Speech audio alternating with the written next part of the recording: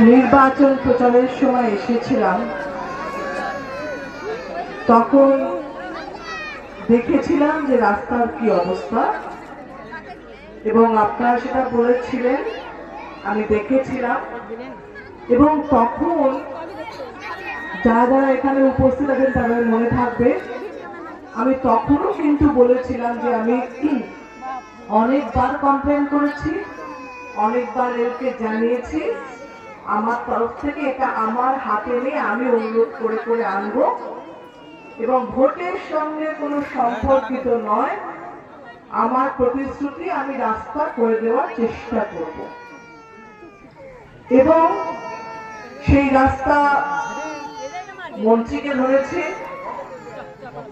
GM কে ধরেছি, DRM কে ধরেছি, এবং লাস্টে আমি বলেছিলাম যে আমি বসে থাকলাম, যতক্ষণ আপনার লোক পাঠাবে কবে ডেটটা আমাকে বলবে, ততক্ষণ আমি এখান থেকে যাব না।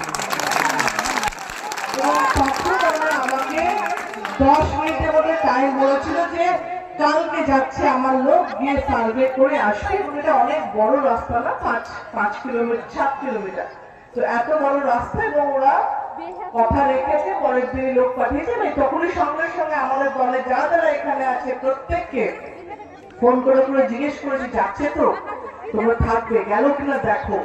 এবং তার আগেও ইলেকশনের সময় আমার মনে আছে যে অল্প অল্প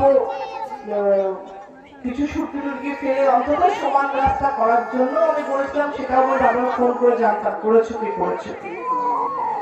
একটা কথা মনে রাখবেন, আমি কত ভালো, কত খারাপ, কত দারুণ কাজ সেটা নয়।